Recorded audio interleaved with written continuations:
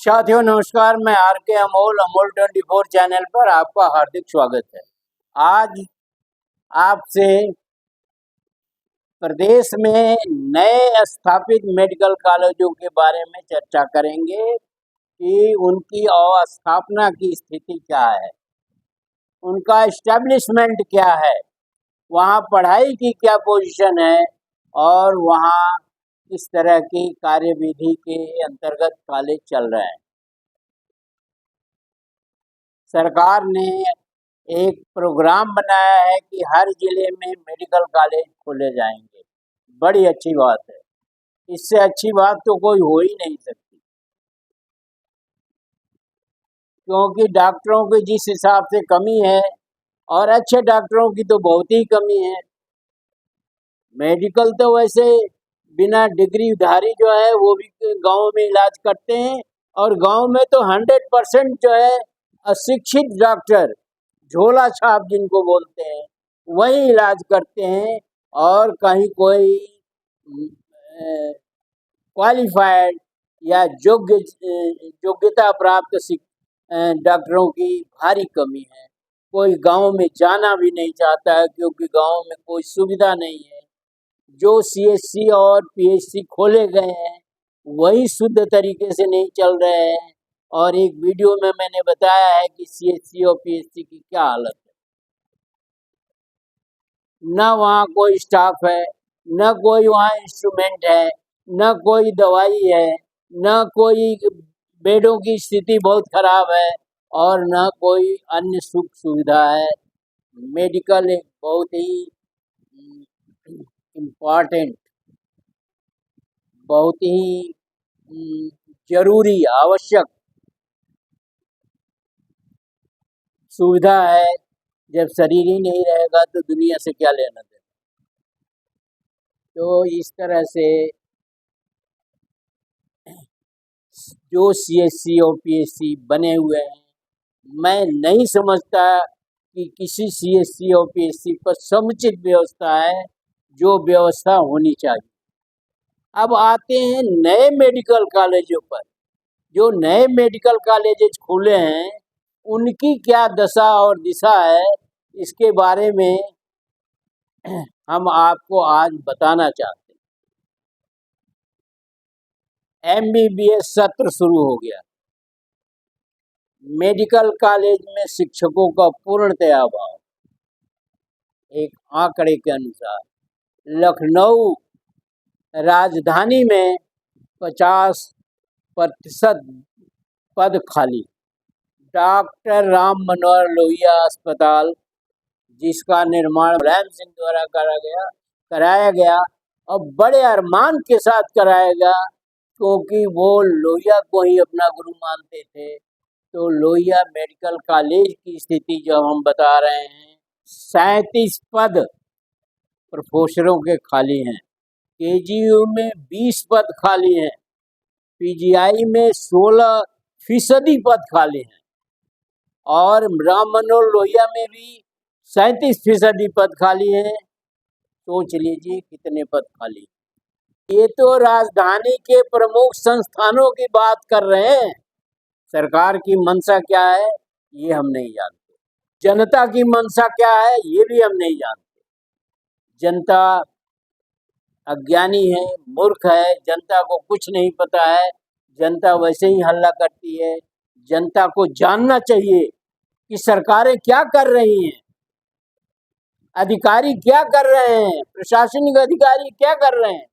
वैसे ही शिक्षा की दुकानें बंद की जा रही हैं, शराब की दुकानें खोली जा रही हैं, तो फिर आप शराब पीजिए, मस्त रहिए। तो ये स्थिति है। इससे आप छोटे शहरों में खुले मेडिकल कॉलेजों का अंदाजा लगा सकते हैं कि वहाँ क्या स्थिति। डॉक्टरों को जब शहर में स्थान नहीं मिलता है या शहर में उनकी नियुक्ति नहीं हो जाती है या उनकी पद खाली है, तो देहात में वो क्यों जाएंगे। ये एक फंडामेंटल सोच है, एक मौलिक सोच है कि जब हमको शहर में ही बहुतायत से पद मिल रहे हैं या अनेकों पद खाली हैं, तो हम देहात में क्यों जाएंगे। सरकार को राजनीति से फुर्सत नहीं है। जनहित का कार्य उसके लिए आवश्यक नहीं है। जनहित को वो पब्लिक डीलिंग करके निपटाते हैं और आवश्यक कार्यों की तरफ उनका कोई ध्यान नहीं। राष्ट्रीय चिकित्सा आयोग ने 5 सितंबर से एमबीबीएस का सत्र चालू करने की घोषणा की है। 5 सितंबर तो बीत गया, क्यों? अभी 10 सितंबर से 26 सितंबर तक निश्चित रूप से दूसरे राउंड की काउंसलिंग जब खत्म होगी, तब उसके बाद जो है सत्र शुरू करने के बारे में विचार किया जाएगा। कॉलेजों में जो सरकारी कॉलेज हैं, उनमें शिक्षकों की, मेडिकल शिक्षकों की बहुत भारी कमी। अब आप एक आंकड़ा आपको पहले ही बता चुके हैं, अगर असिस्टेंट प्रोफेसर के पद के लिए कुछ आवेदन प्राप्त होते हैं तो एसोसिएट के लिए कोई जो है आवेदन नहीं मिलते। इस प्रकार राम मनोहर लोहिया में 440 के विरुद्ध 165 पद और एसपीजीआई में 403 के विरुद्ध 67 पद और केजीएमयू में जो मेडिकल का एक महत्वपूर्ण और मेडिकल का एक बहुत ही अहम संस्थान है, उसमें 645 के विरुद्ध 135 पद खाली। ये तो बड़े बड़े कॉलेजों को, पुराने कॉलेजों के बारे में है। आप नए कॉलेजों की व्यवस्था सुन लीजिए।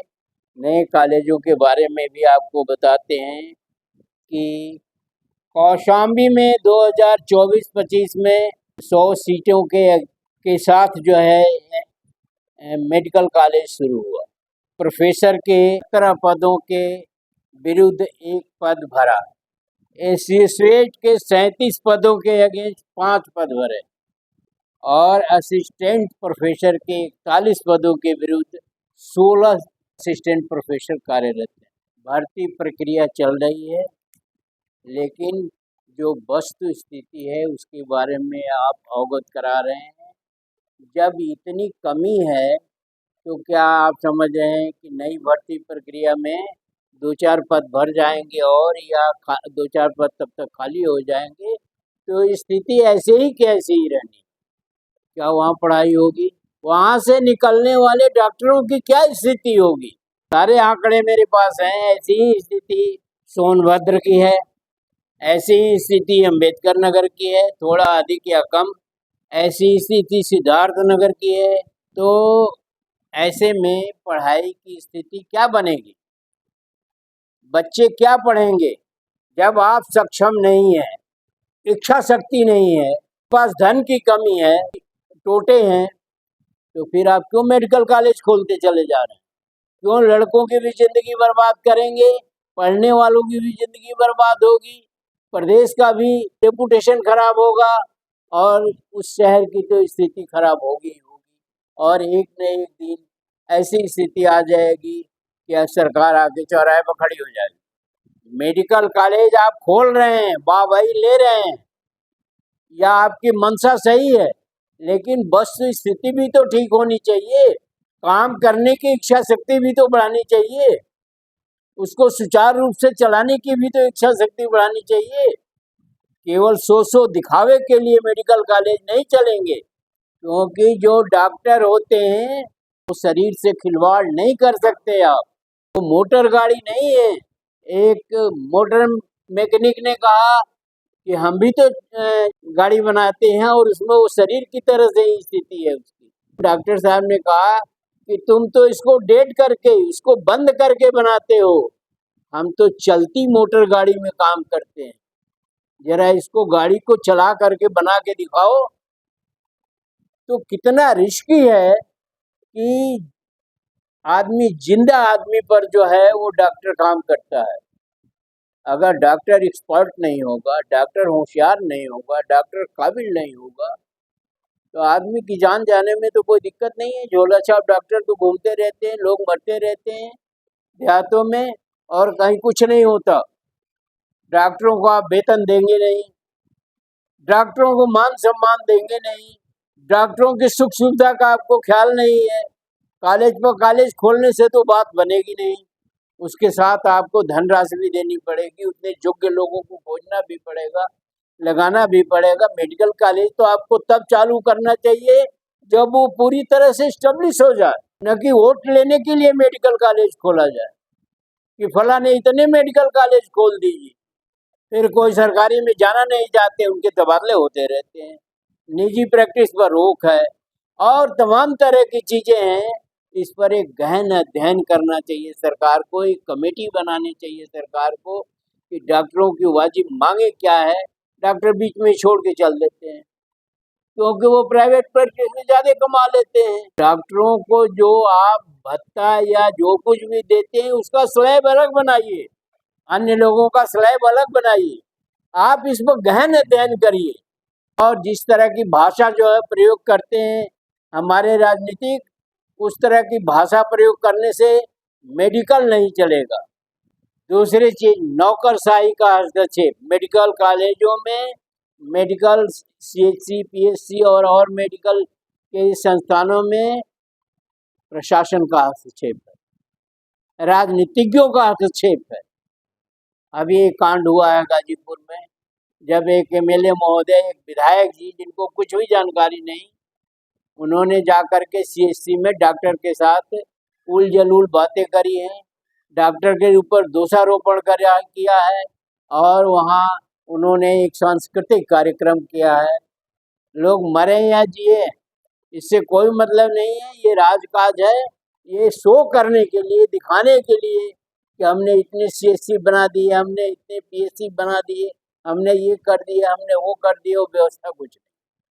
तो इस प्रकार जब जहाँ से डॉक्टर निकलेंगे उन कॉलेजेस की स्थिति ये है, तो पढ़ाई लिखाई जब अच्छी तरह से नहीं होगी तो वो फील्ड में जा कर के क्या करेंगे क्या नहीं करेंगे, ये तो सरकार जाने, सरकार का काम जाने। ऐसी स्थिति आजमगढ़ की है, ऐसी स्थिति गाजीपुर की है।